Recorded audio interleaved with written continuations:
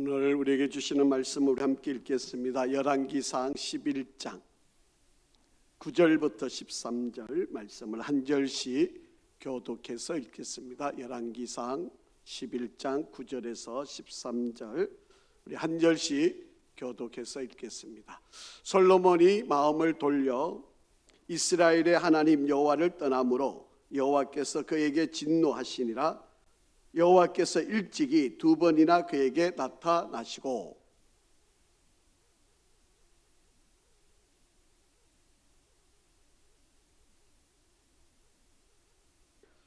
여호와께서 솔로몬에게 말씀하시되 네게 이러한 일이 있었고 또 내가 내 언약과 내가 네게 명령한 법도를 지키지 아니하였으니 내가 반드시 이 나라를 네게서 빼앗아 내 신하에게 주리라.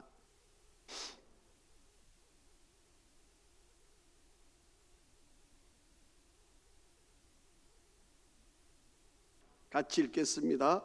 오직 내가 이 나라를 다 빼앗지 아니하고 내 종 다윗과 내가 택한 예루살렘을 위하여 한 지파를 내 아들에게 주리라 하셨더라. 아멘. 할렐루야. 우리 한번 인사하실까요? 하나님은 항상 오르십니다. 한 번 더 인사하겠습니다. 하나님은 항상 선하십니다.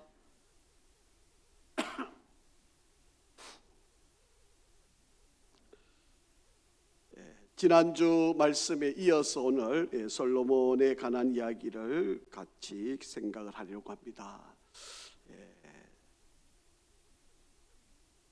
잘 될 때 우리가 신앙생활을 더 잘할 수 있다는 것, 이것이 얼마나 큰 축복인가. 우리가 종종 신앙생활을 하고 믿음의 길을 걸어오면서 하나님이 은혜를 주시고 복을 주셔서 잘 되고 있을 때 더 잘 믿으면 더 큰 은혜가 있을 터인데도 불구하고 사람들은 이 잘 될 때 교만하기가 쉽습니다. 이게 다 내가 잘해서, 내가 노력해서, 내가 열심히 해서, 또 내가 수고를 많이 해서 이루어진 것처럼 그렇게 우리가 생각되어질 때가 많은 거죠. 그러다 보니까 종종 하나님의 뜻을 저버리고 인간의 욕심, 또 하나님의 뜻보다는 내가 원하는 길을 쫓을 때가 많이 있다라고 하는 겁니다. 여러분, 신앙의 길을 걸어가는 데 있어서 중요한 것이 있는데 그게 방향이라고 하는 거죠. 우리가 한번 이 방향이라고 하는 것이 얼마나 중요한가라고 하는 것을 우리가 살펴보면 좋겠습니다.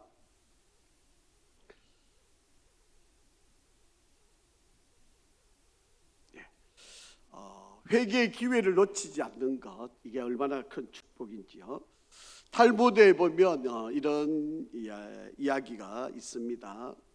어느 나그네가 길을 이렇게 떠났는데 마침 마차가 자기 앞을 지나가게 된 거예요. 그래서 이 마부에게 부탁을 합니다. 제가 너무 힘들어서 좀 마차에 좀 태워주시면 안 되겠습니까? 그래서 간곡하게 부탁을 해서 마차에 타게 되었습니다. 그러면서 이제 마부에게 묻는 거죠. 여기서 예루살렘까지 얼마 정도 거리가 됩니까? 그러니까 마부가 지금 이 속도로 가면 한 30분 정도 걸릴 것입니다 라고 그렇게 이야기를 했습니다.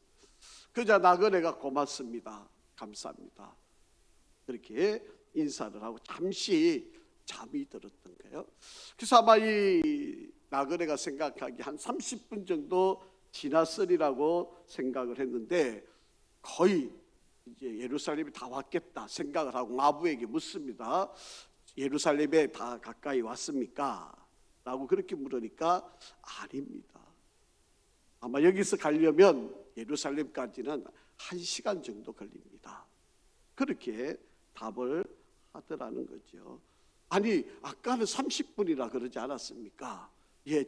저는 지금 예루살렘에서 더 멀리 다른 곳으로 지금 제가 반대 방향으로 가고 있습니다. 그렇게 이야기를 하더라는 거죠.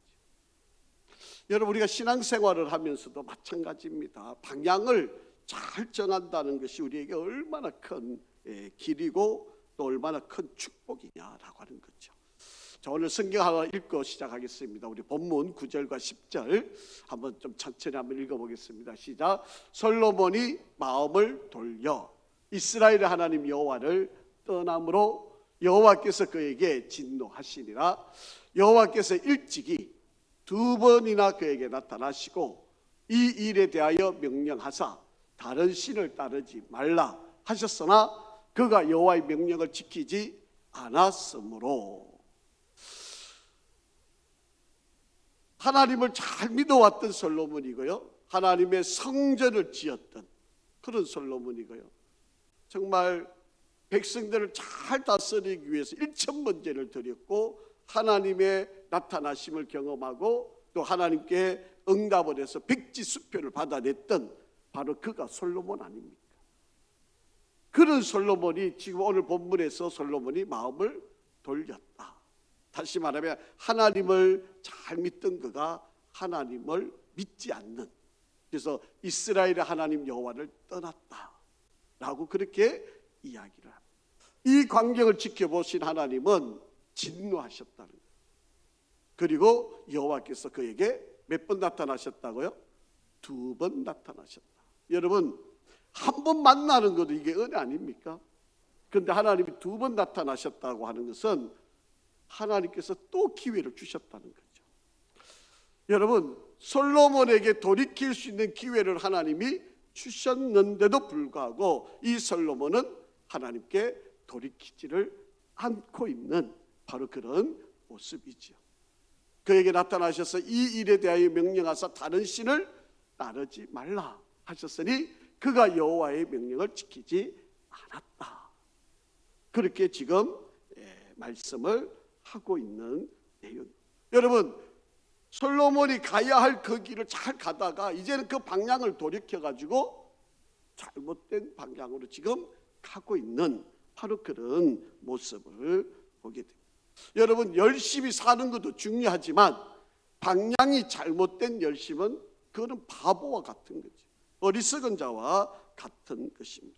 그렇기 때문에 우리 인생도 방향을 잘 잡아야 되는 것처럼 우리의 삶의 승리를 위해서 마음의 방향, 우리 마음의 중심의 방향을 잘 잡는 것이 얼마나 크고 귀한 일인가. 왜냐하면 모든 우리의 삶의 건강이 어디서부터 나오는 겁니까? 마음에서 나오기 때문에. 자, 성경 한번 읽어보죠. 잠언 4장 23절 시작. 모든 지킬 만한 것 중에 더욱 내 마음을 지키라. 생명의 근원 이에서 남이니라. 월스프링, 다시 말하면 물의 근원, 모든 것의 근원지, 바로 그것을 이야기합니다. 우리의 삶의 근간, 우리가 살고 복을 누리는 가장 큰 근간은 바로 마음에서 나오는데 그 마음이 하나님을 향해야 된다. 그런데 하나님을 향하지 아니하고 다른 것을 향하게 되면 여러분, 하나님께서 어떻게 하신다고요? 진노하시고 기회를 2번씩이나 주었는데도 따르지 않고 말씀해 주셨는데도 순종하지 않는 지금 솔로몬의 결과가 나오게 된 겁니다. 자, 잠언 23장 26절에도 이런 말씀이 있어요. 한번 읽어볼까요? 시작. 내 아들아, 네 마음을 내게 주며 네 눈으로 내 길을 즐거워할지어다. 하나님께서 말씀하시는 겁니다. 내 아들아, 너의 눈을, 너의 마음을 내한테로 좀 줘라. 너의 눈을 바로 내 길에 좀 만족함을 좀 찾아라. 즐거워해라. 그렇게 지금 하나님께서 말씀을 하고 계시다. 그렇기 때문에 우리가 살아가는 날, 물론 우리가 필요하면 돈도 필요하고 건강도 필요하고 뭐 얼마나 많은 것들이 필요하겠어요. 그런데 그걸 쫓다가 하나님을 잊어버리면 여러분, 그 인생은 여러분 망하는 길이 되어질 수밖에 없다라고 하는 거죠. 자, 신명기 6장 5절 한번 보실까요? 시작. 너는 마음을 다하고 뜻을 다하고 힘을 다하여 내 하나님 여호와를 사랑하라. 여러분, 하나님께서 내 하나님을 사랑해라 이렇게 말씀하셔도 충분히 하실 수 있는 말씀이지만 네 마음을 다하고 뜻을 다하고 힘을, 신약성경에 와서는 목숨을 다하여서 하나님을 사랑, 주 너의 하나님을 사랑해라 그렇게 말씀을 하시고 있다라고 하는 것입니다. 그렇기 때문에 오늘날 우리의 마음이 어디로 향하는가, 이거를 점검할 필요가 있어요. 여러분, 신앙생활 잘하는 길은요, 교회 자리에 앉아 있는 것만 가지고 안 됩니다. 우리의 마음의 중심이 어디로 향하여 있는지. 여러분, 솔로몬이 잘 왔어요. 잘 왔잖아요. 아마도 정확하게 우리가 시간을 알 수는 없지만 성전을 짓고 자기 왕궁을 지을 때까지 약 20년이죠. 40년 동안 그가 20살의 왕이 되어서 40년 동안 왕으로 있고 60세에 죽음을 맞이하는데, 바로 이 모르겠습니다. 물론 하나님의 성전을 지을 점에 이미 결혼을 했으니까, 애굽의 바로의 딸과 이미 결혼을 한 상태니까 거기에서부터 마음이 점점 바뀌었을는지도 모르겠어요. 그러나 우리가 이제 일반적으로 보면 나름대로 솔로몬이 애를 썼겠지요. 믿음 지키려고, 신앙 지키려고. 그런데 이 안 믿는 여인들 때문에 그들의 말을 쫓다가 결국은 하나님을 섬겨야 하는 예루살렘에 하나님의 성전이 있음에도 불구하고 거기다가 우상을 섬기는 신전들을 같이 세워놓는. 그래서 하나님을 저버리고, 만약에 한번 생각을 해보시죠. 여러분, 1000명의 여인들이 하나씩 다 세웠다 그러면 1000개가 있지 않겠습니까? 여러분, 매일 가서 하나님께 예배드렸던 솔로몬이었다면, 여러분 이제는 한 번씩 다 건너가면 1000일째, 1100일, 1000하루가 지나고 난 뒤에야 하나님 앞에 또 돌아오는 시간이 되는 거잖아요. 그렇게 마음이 다 빼앗긴 거예요. 그러니까 얼마나 이 선택의 중요성, 방향의 중요성이 얼마나 크냐라고 하는 것을 우리가 볼 수 있는 바로 그런 대목입니다. 자, 마태복음도 한번 읽어보죠. 마태복음 6장 24절 시작. 한 사람이 두 주인을 섬기지 못할 것이니 혹 이를 미워하고 저를 사랑하거나 혹은 이를 중히 여기고 저를 경히 여김이라 너희가 하나님과 재물을 겸하여 섬기지 못하느니라. 우리는 다 잘할 수 있다고 생각을 해요. 그렇지 않습니까? 이것도 잘하고 저것도 잘하고 우리는 그러고 싶어요. 그런데 그게 안 된다는 거예요.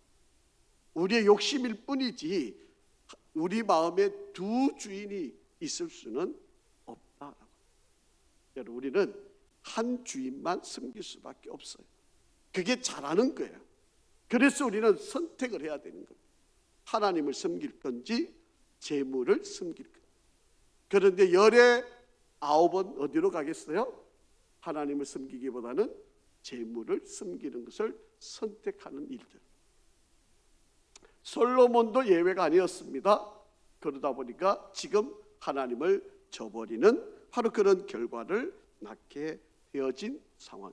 자, 야고보서 4장 4절입니다. 시작. 가늠한 여인들과 세상과 벗된 것이 하나님과 원수됨을 알지 못하느냐. 그런즉 누구든지 세상과 벗이 되고자 하는 자는 스스로 하나님과 원수가 되는 것입니다.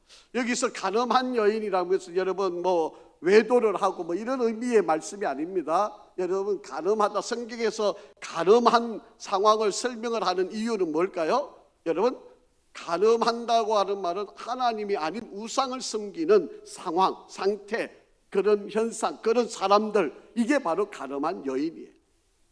하나님이 아닌 우상을 섬기는 바로 그런 상황들을 가늠했다, 그렇게 보는. 왜? 하나님을 사랑해야 될 사람들이 하나님을 저버리고 다른 것을 사랑하니까 이게 가늠한 거와, 여러분, 한 아내와 남편으로서의 존중되어야 할 기준이 있는데 이걸 저버리고 다른 여인, 다른 남자를 사랑한다면 이게 가늠이라는 거잖아요. 마찬가지, 하나님을 사랑해야 될 우리가 하나님이 아닌 다른 것들을 사랑하게 되면 그게 가늠이라는 거예요. 그래서 가늠한 여인들아, 세상과 벗된 것, 하나님을 저버리고 세상 쫓아가는, 세상 가치를 쫓아가는 것, 이게 하나님과 원수되는 거 너 알지 못하느냐, 그렇게 말씀하죠. 그런데 우리는 두 개를 다 잘하겠다는 거잖아요. 여러분, 돈도 잘 벌고 하나님도 잘 쓰면, 그러면 너무 좋은 거죠. 그러면 금상첨화죠. 그런데 여러분, 한번 내 자신을 아주 면밀하게 한번 들여다보세요. 이 두 가지가 다 같이 잘하기가 쉽지 않다는 거예요. 그렇지 않습니까요? 아니라 그러시면 너무 좋으신 분들이죠. 여러분, 정말 성공하시는 분들입니다. 그런데 일반적인 사람들은 그렇지 않아요. 여러분 사실 목사도요, 이 돈에 대한 욕심이 많잖아요. 여러분 뭐 신목사도 아닌 것처럼 보이지만 사실은 그렇지 않습니다. 여러분 사람이란 존재 자체가 이 욕심이 있을 수밖에 없거든요. 그러니까 하나님 우리에게 계속 경고를 하는 거잖아요. 여러분 성경을 읽을 때마다 우리에게 계속 경고하는 말씀을 하나님과 다른 것을 겸하여서 섬기려고 그렇게 선택을 하라는 거예요. 그러면 하나님을 선택하면 하나님은 우리의 필요한 것들을 어떻게 해요? 더해 주시잖아요. 여러분 먼저 그의 나라와 그 의를 구하라. 그리하면 이 모든 것을 너에게 더해 주시겠다. 이게 하나님이시죠. 근데 우리는 눈에 보이는 걸 먼저 잡고 싶은 거죠. 하나님 안 보이니까 이거는 나중에 잡아도 된다고 생각하는 거죠. 그래서 하나님을 아닌 눈에 보이는 것을 잡았는데 이게 성공인 줄 알았는데 잡고 나서 보니까 나를 구덩텅이로 모르는 길이 되고, 그래서 많은 사람들이 성공이라고 하는 것을 향해서 달려갔다가 보면 오르는 것 같았는데 보면 낭떠러지로 다 떨어지는. 여러분 우리들의 신앙의 길 속에서도 마찬가지. 그래서 우리가 방향을 잘 잡아, 마음을 잘 중심을 바르게 잡아야 돼요. 이거는요 뭐 목사이니까 또 뭐 내가 신앙생활 오래 했으니까 그걸로 이겨낼 수 있는 부분이 아닙니다. 그래서 사도 바울은 뭐라 그럽니까? 날마다 자기를 쳐서 복종시킨다고 그러잖아요. 사도 바울도 내 마음에 두 가지 법이 계속 성령의 법과 또 이 마음의 욕심, 인간의 육적인 이 욕심이 계속해서 싸우고 있다고 그러잖아요. 여러분 우리들도 마찬가지입니다. 여러분 우리가 주님이 부르는 그날까지는 이 성결한 삶을 살아가는 우리는요 구원의 완성 그리고 성결의 완성을 이루는 그때까지, 죽을 때까지는 이 치열한 싸움을 계속 할 수밖에 없다. 전도서 12장 1절 한번 읽어보죠. 전도서 이제 이거는 전도서는 이제 솔로몬이 기록을 한 거. 솔로몬이 아마 이제 아마 60세 거반 다 되었을 그때에 이 전도서를 기록한 것 같아요. 그러니까 이 모든 내용이 후회하는 내용들이지. 자, 그 중에 마지막 전도서 12장 1절 한번 읽어보죠. 시작. 너는 청년의 때에 너의 창조주를 기억하라. 곧 곤고한 날이 이르기 전에 나는 아무 낙이 없다고 할 해가 가깝기 전에. 여러분 솔로몬에게 딱 맞는 말 아닙니까? 여러분 어린 그 시절 바로 그때는 하나님 앞에 오직 하나님만 보였잖아요. 그러니까 1000번째를 드리고 하나님이 나타날 때 여러분 이 어린 솔로몬이 아마 하나님 저 군사력을 좀 주십시오, 좀 적들을 좀 다 물리치게 그렇게 구할 수도 있었어요. 하나님 이 땅을 다스리면 돈이 필요하니까 돈 좀 주십시오, 이렇게 구할 수도 있었어요. 그런데 그렇게 구하지 않고요 백성들을 잘 판단할 수 있는 지혜를 주십시오. 하나님이 이 솔로몬의 이 고백을 듣고 너무 기쁘셨던 거죠. 그래서 그가 구하지 않은 것까지, 그래서 백지수표를 주는 거죠. 부귀 영화까지 다 솔로몬이 주셨다. 자기가 지금 60이 되어가지고 이제 죽음을 바로 코앞에 두고 자기가 보니까 바로 그때가 생각나는 거죠. 그러니까 너는 청년의 때 너의 창조주를 기억해라. 바로 그렇게 지금 간절하게. 그래서 여러분 사람들의 최고의 진심은요 죽을 때 나오는 겁니다. 마지막 유언을 보면 바로 그 사람의 진심이 나오는 거예요. 마지막 죽을 때 여러분 하신 모든 말씀들이 바로 그분의 일생의 삶을 함축시킨 말이거든요. 진짜 솔로몬이 지금 그렇게 고백하는 거예요.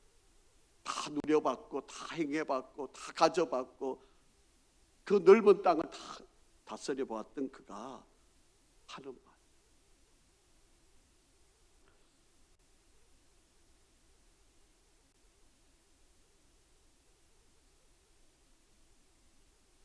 자, 성경 한번 읽어보죠. 요한복 1서 1장 8절에서 10절 시작.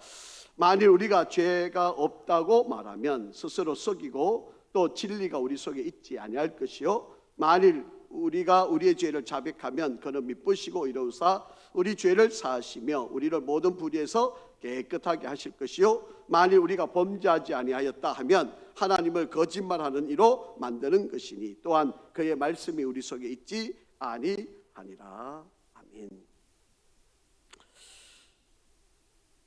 그래서 우리가 예수를 믿고 구원을 받고 하나님의 자녀가 되는 그런 권세를 우리가 누리게 된 이 은혜를 우리가 정말 잘 감당을 해야. 그런데 여러분 우리 자체는요 본질적으로 부패한 본성을 갖고 있어요.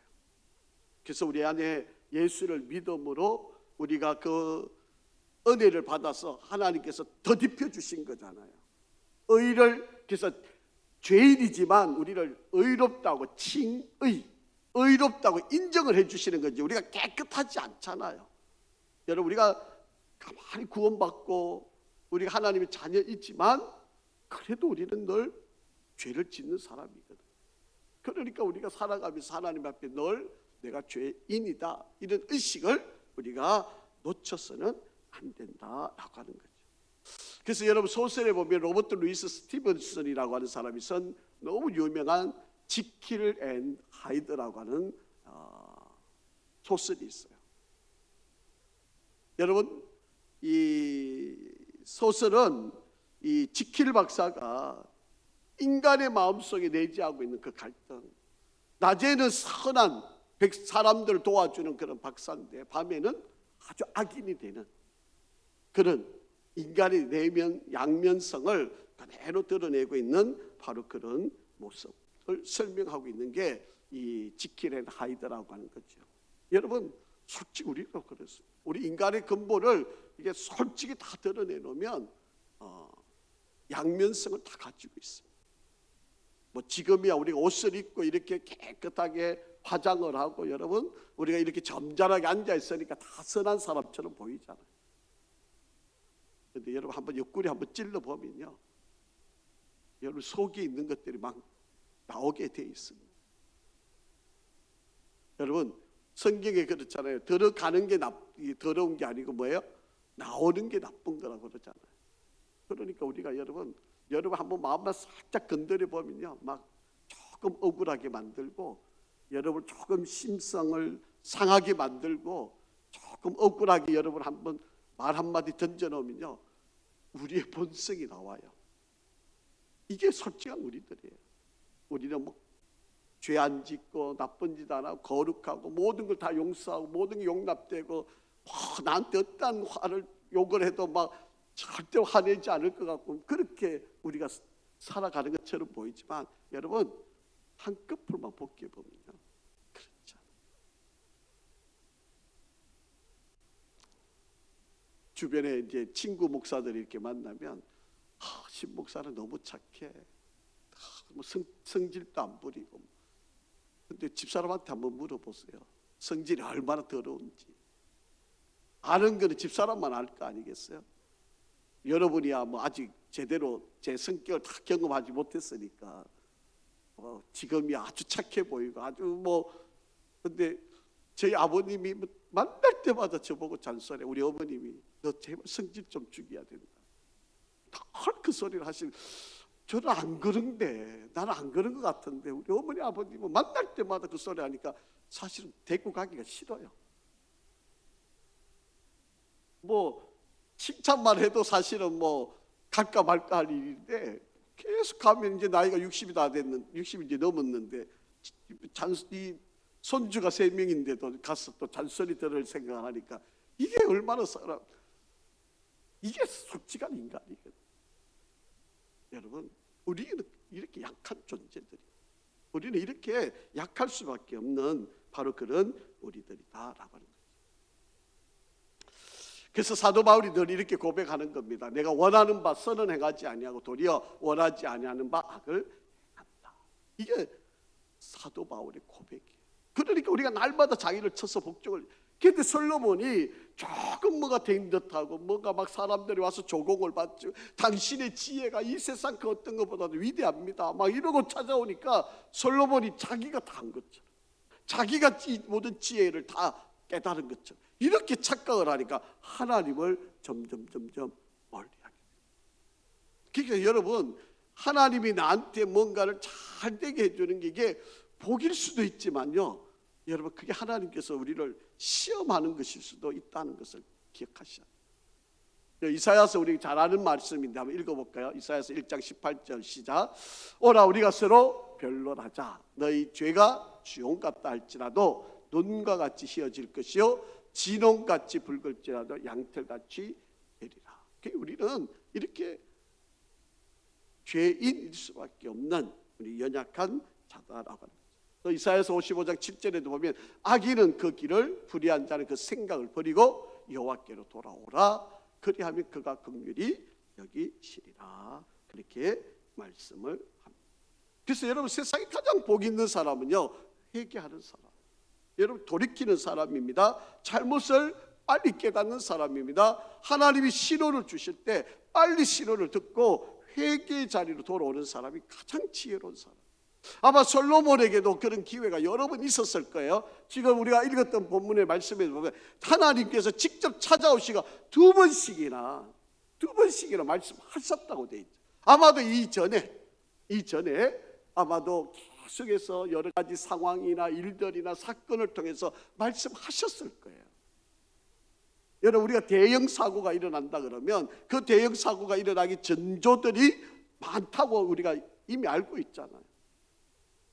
여러분, 우리 어떤 대형 사건이 일어날 때 그 사건에 이미, 여러분, 지진이 일어날 때 그냥 아무 징조 없이 있다가 갑자기 지진 나는 거 아니잖아요. 여러분, 지진계가 계속 흔들리고 계속 징조들이 있다가 어느 시점에 갔어야 그것이 폭발하게 되는 것. 여러분, 어떤 사고가 나는 거, 건물이 무너지는 거, 이거 그냥 어쩌다 한번 바람 분다고 훅 넘어가는 거 아니잖아요. 벽에 거미 가기 시작하고 여러 가지 먼지가 떨어지고 그렇게 시간이 지나다가 보면 하나님께서 회개의 기회도 우리에게 계속 주시고 있는 거예요. 근데 이걸 빨리 깨닫고 돌아와서 하나님께 잘못했습니다, 돌았으면 사는 길이 되는 거예요. 그런데 미적거리고 기회를 주시는데도, 말씀하시는데도 깨닫지 못하고. 그래서 여러분, 사탄이 우리 인간을 가장 공격하는 루트 가운데 하나는요, 내일 하라고 그러는 거죠. 근데 여러분 한번 보세요. 내가 오늘 해야 될 일인데 내일 가서 하지 뭐. 여러분, 이렇게 미루잖아요. 그러면 내일이 되었어요. 내일이면 그날이 오늘이잖아요. 그러면 또 내일. 그 사람에게는 내일이 없어요. 영원히 오늘인 거죠. 그러니까 자꾸 내일. 이게 사탄이 우리를 시험하는 거예요. 여러분, 마음 먹었으면요, 당장 해야 됩니다. 하나님이 내게 뭔가를 감동을 줄 때는요, 그것을 바로 시행을 해야 됩니다. 내가 다음에. 이게 바로 사탄의 속삭임. 여러분, 헌금도 마찬가지예요. 헌금도 여러분, 하나님이 감동 주셨을 때 그 자리에서 바로 딱 해버려야 시험이 안 되는데, 내일. 그러면 내일 되면요, 진짜 그 돈 쓸 일이 생겨요. 마음은 하나님께 드리겠다고, 이거 해결해 놓고 하나님께 드려야지. 그런데 시간 지나 보세요. 아무 일이 없던 것처럼 지나가는 거예요. 이게 우리들의 마음. 여러분, 하나님이 여러분에게 감동을 줄 때는요, 그 감동을 내일로 미루시면 안 돼요. 회개에 또 때가 있습니다. 기회가 있어요. 그렇기 때문에 여러분, 이 회개를 절대로 놓치지 않아야 돼요. 자, 세 번째, 하나님의 말씀에 그래서 순종을 해요. 이게 우리가 복을 받는 길이다라고 하는 것을 우리가 잘 기억을 해야 합니다. 자, 오늘 11절 말씀 한번 볼게요. 시작. 여호와께서 솔로몬에게 말씀하실 때 내게 이러한 일이 있었고 또 네가 내 언약과 내가 네게 명령한 법도를 지키지 아니하였으니 내가 반드시 이 나라를 내게서 빼앗아 내 신하에게 주리라. 하나님께서 이 땅을 빼앗아 가지고 내가 나누겠다. 그래서 하나님께서 이 남쪽 유다 그리고 북이스라엘 남쪽 유다로 나누겠다라고 그렇게 말씀을 하시고 있는 바로 그런 내용입니다. 솔로몬의 결정적인 문제는요, 하나님이 회개할 기회를 주셨는데 그 회개할 기회를 순종하지 않은 거예요. 여러분, 만약에 2번씩이나 나타나셨을 때, 말씀을 하셨을 때, 너 지금 잘못하고 있어? 너 그러면 안 돼. 우상을 다 버려. 그렇게 말씀하셨을 때 솔로몬이 하나님의 음성을 듣고 그 우상을 버렸더라면 아마도 지금 이스라엘의 역사가 계속되어 있었을런지도 모릅니다. 그런데 솔로몬이 그 하나님의 말씀을 거역한. 그래서 여러분, 솔로몬 시대가 지난 그 아들 때에 가서 나라를 둘로 나뉘어지는 바로 그런 비극적인 사건이 일어나게 되었다라고 합니다. 여러분, 빼앗는다라고 하는 말은 쪼갠다라고 하는 이야기입니다. 하나님께서 그 땅의 모든 것들을 하나님께서 깨겠다라고 하는 그런 의미로 말씀을 하시는 것입니다. 그렇기 때문에 여러분, 하나님께서 우리에게 꿈속에서든 여러분 혹은 환경을 통해서든 아니면 사람을 통해서든 또 성경을 읽을 때든 하나님이 내게 감동을 주실 때는요, 여러분 그 감동을 즉각적으로 순종을 하세요. 그게 여러분 최고의, 그게 믿음의 수준이 아주 높은 바로 그런 사람. 그런데 대부분의 사람들은 뭐라 그러죠? 내일, 조금 있다가, 형편이 풀리면, 그렇게 이야기를 하는 사람들이 많습니다.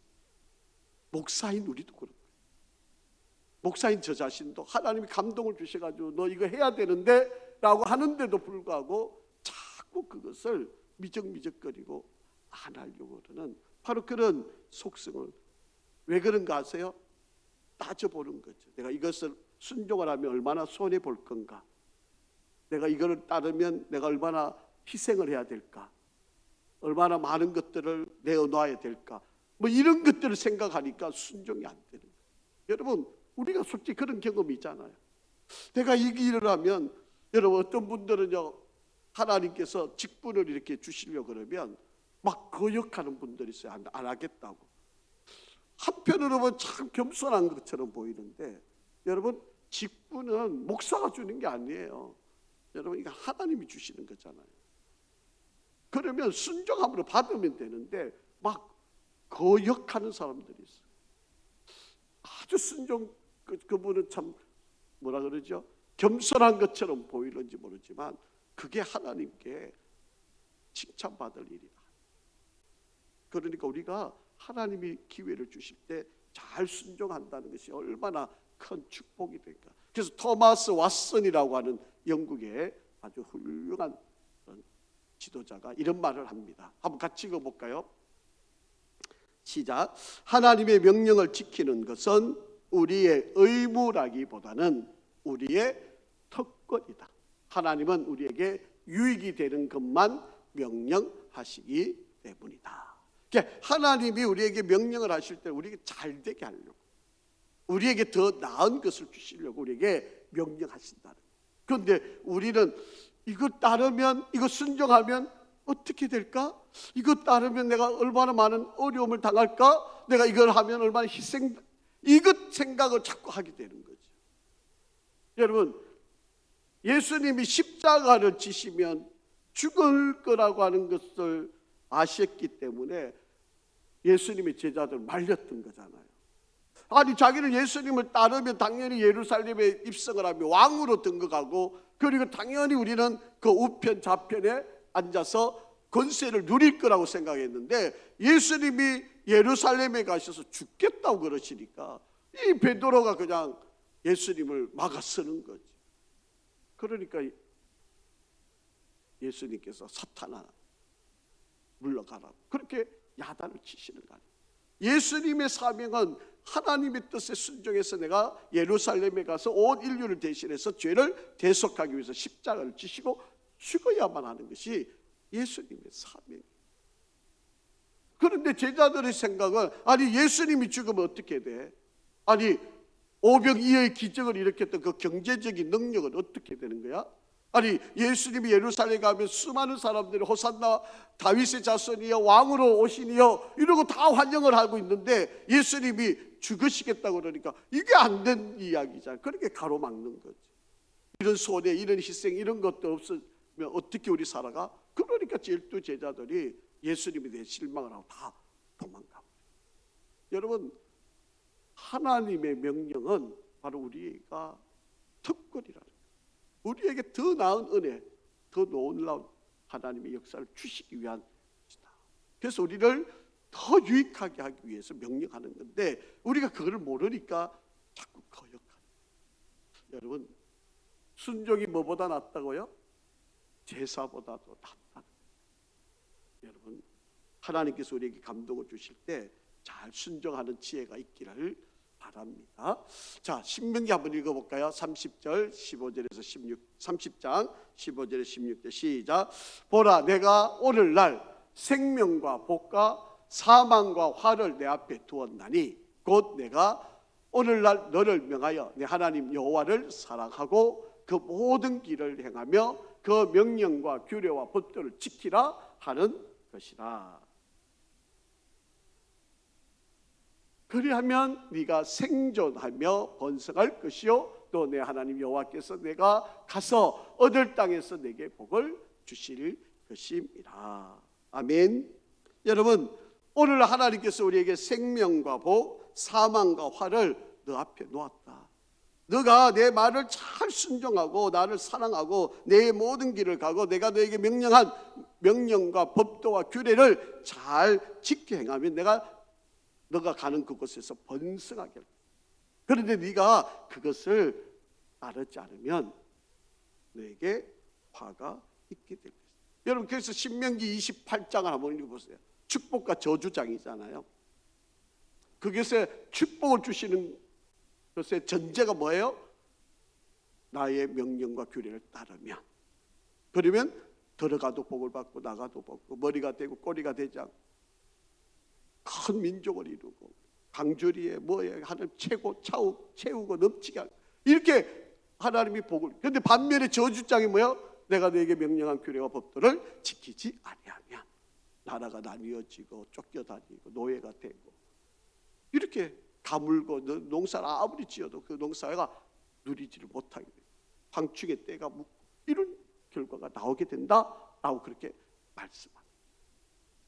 그러니까 여러분, 유불리를 따지지 말고 하나님이 내게 말씀하시고 내게 명령하시고 내게 감동을 주셨을 때 우리가 그 말씀 앞에 순종하는 그런 지혜. 여러분, 지금은 손해일 것 같아 보이죠? 지금은 내가 희생 빼앗기는 것 같아 보이죠? 그런데 여러분, 그렇게 선택을 하면 반드시 하나님은 그 순종의 결과에 약속한 복을 우리에게 주시겠다.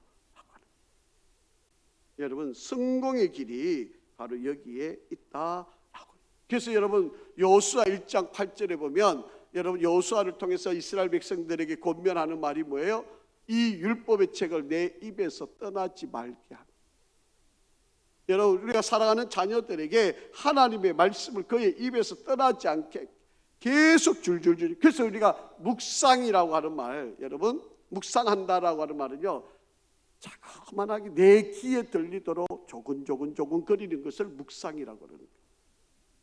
여러분, 묵상이라고 하는 게 뭐 내가 오늘 깨달은 거 이렇게 노트에 기록해 놓는 게 그게 묵상이 아니고요. 묵상은 하나님의 말씀을 내 귀에 들리도록 내 입에서 조근조근 계속 내 입에서 하나님 말씀을 되뇌이는 거, 이게 묵상이에요. 묵상. 그래서 내가 죄를 짓지 않고 내가 나쁜 길을 가지 않고 늘 하나님 말씀 안에 내가 이기고 승리하는 길을 가게 하려고 하는 거죠. 여러분, 에릭 리더리라고 하는 사람의 이야기가 있습니다. 여러분, 1924년도 프랑스 올림픽이 있었던 바로 그런 때의 이야기입니다. 제8회 파리 올림픽 경기. 이 사람은 100m 달리기 선수입니다. 당연히 금메달감 후보, 영국 대표로 후보로 나갔던 사람이죠. 자, 그런데 이 프랑스 파리 이 올림픽 대회가 열렸는데 이제 선수단이 이제 이 프랑스의 파리에 이제 입성을 하고 난 뒤에 보니까 이제 100m 경기 일정을 이제 쭉 발표를 하는 거죠. 그런데 마침 이 100m 경기가 예선 일자가 7월 6일이었어요. 그런데 이 7월 6일은 1924년 7월 6일은 주일이었습니다. 그러니까 이 일정표를 보고 이 에릭 리더리 나는 못 뜁니다. 나는 주일날 예배를 드려야지 경기에 나갈 수가 없습니다. 그래서 경기에 예선에 참여하지 않습니다. 그래서 그 파리 운동장 경기장 근처에 있는 예배당을 찾아가서 예배를 드립니다. 여러분 한번 상상을 해보세요. 이 사람이 뛰어서 금메달 하나를 딸 수 있는 충분한 능력이 있는 사람인데 금메달이 주일이라고 하는 이유 때문에 예선에 참여하지 않으니까 실격패를 당하는 거 당연한 거죠. 그러니까 신문 기사에 대해서 특별히 난 겁니다. 영국 시민들이 편협하고 옹졸한 신앙인, 신앙을 소매 끝에 달고 다니는 신앙심 깊은 척하는 위선자, 조국의 명예를 버린 위선자, 뭐 이러면서 이 에릭 리더를 뭐 엄청나게 비난을 하는 거죠. 그러니까 이 에릭 리더리 얼마나 힘들고 어려웠겠습니까?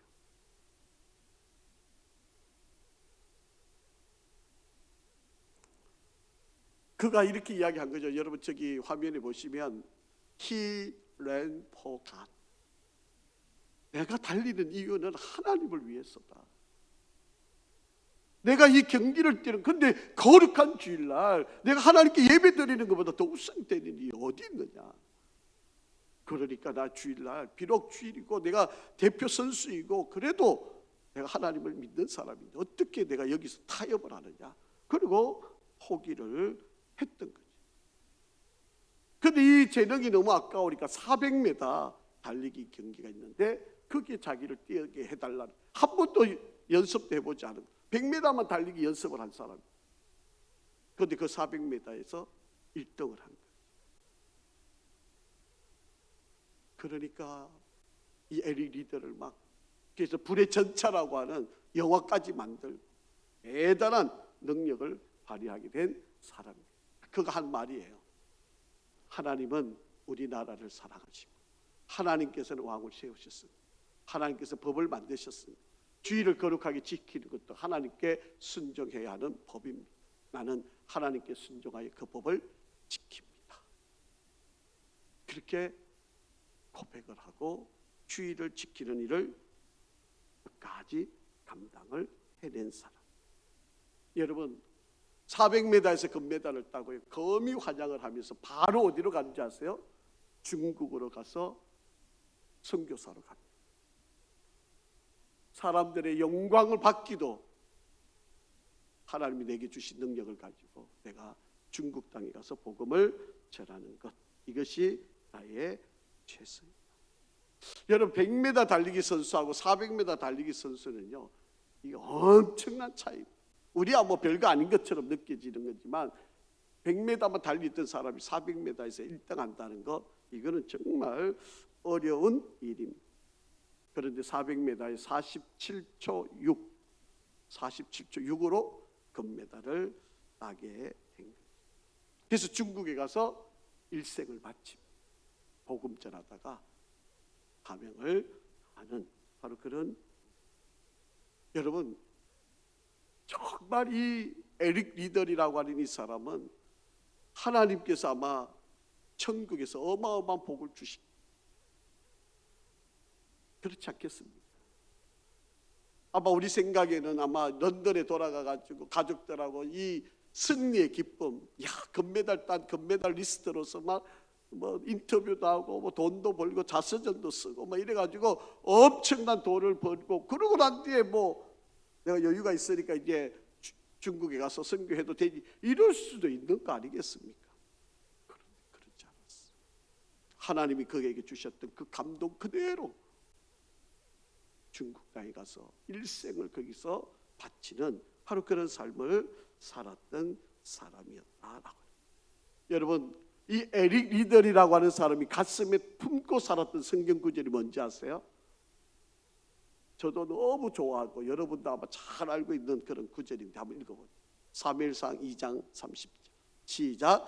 이제 나 여호와가 말하노니 결단코 그렇게 하지 아니하리라. 나를 존중히 여기는 자를 내가 존중히 여기고 나를 멸시하는 자를 내가 경멸하리라. 아멘. 여러분, 하나님은요, 하나님을 하나님을 존중히 여기는 자를 반드시 존중히 여겨주시겠다. 나를 경멸하는 자는 내가 그를 경멸하겠다. 그렇게 말씀을 하셨다. 이것을 가슴에 늘 품고 사는 사람. 그러니까 여러분, 금메달 따고도 바로 중국 땅에 가가지고 선교를 하고 복음을 전하는 바로 그런 일생을 살게. 자, 여러분, 우리가 솔로몬의 이제 시간을 계속 공부해 왔는데 이 솔로몬의 안타까운 점, 여러분, 하나님의 성전을 짓고 1,000번제를 드리고 정말 너무너무 나라를 확장하고 또 막 조공을 바쳐서 성전에도 가득 채우고 자기 창고에도 차고 넘치고 뭐 백성들이 부유함을 그냥 길거리에 돌보다도 은이 그냥 더 흔한 바로 그런 풍요로움을 누리는 바로 그런 복을 누렸던 것. 그런데 하나님을 잊어버린, 2번씩이나 나타나서 경고를 해줬는데도 불구하고 회개하지 않고 하나님의 말씀을 순종하지 않은 이 안타까운 모습이 바로 이 솔로몬을 통해서 우리에게 보입니다. 한때의 그 성공, 한때 그 잘남, 한때 이룸, 이 모든 것들이, 그래서 여러분 잘 될 때 구원의 완성을 끝까지 지켜가는 것, 이것이 얼마나 큰. 저는 요즘 와서 늘 생각하는 것 중에 한 가지가요, 믿음의 대를 자식에게 잘 이어주게 하는 이것도 참 중요하겠다. 여러분, 나는 잘하는데 뭐 그렇다고 뭐 내가 잘하고 있는지는 모르겠지만 여러분, 어쨌든 나는 이렇게 신앙생활하고 있는데 이 신앙생활을 자식들에게 잘 믿음의 대물림을 잘 하고 있는가, 여기에 대한 이제 기도와 염려가 계속 일어나는 거예요. 이게 참 마음에 거룩한 부담감으로 계속 이렇게 마음에 와닿게 돼요. 여러분, 하나님이 복을 주실 때 그 복을 잘 사용하는 바로 그런 저와 여러분이 되기를 간절히 바랍니다. 그래서 어제보다는 오늘이 더 낫고요, 오늘보다는 내일이 더 나은, 정말 우리의 삶이 처음보다는 갈수록 더 잘 되는 그러한 복 있는 이름의 복을 얻는 저와 여러분이 되기를 간절히 바랍니다. 아버지 하나님, 감사합니다. 솔로몬의 생을 돌아보면서 우리에게 많은 깨달음과 지혜를 주시니 감사합니다. 하나님, 정말 하나님께서 회개의 기회를 줄 때 돌이키고 말씀 앞에 잘 순종하는 지혜를 허락하여 주시옵소서. 한때 잘한 것으로 만족하지 않게 하시고 마지막까지 잘하는, 그래서 구원의 완성을 이루어가는 은혜와 복을 누리는 우리가 되게 축복하여 주시옵소서. 우리 성도들, 하나님 기도하는 제목들이 많이 있습니다. 저들의 형편들, 상황들, 여건들 하나님 일일이 돌아보아 주시고 저들의 간구함에 귀 기울여 주시고 응답하여 주시고 좋은 열매가 있도록 복 내려 주시옵소서. 우리 성도들, 이 어려운 시기, 환경, 여건, 또 여러 가지 우리를 지치게 만드는 많은 일들 속에서도 우리 성도들을 끝까지 붙들어 주시고 인내하며 승리하게 도와주시옵소서. 예수 그리스도 이름으로 기도합니다. 아멘.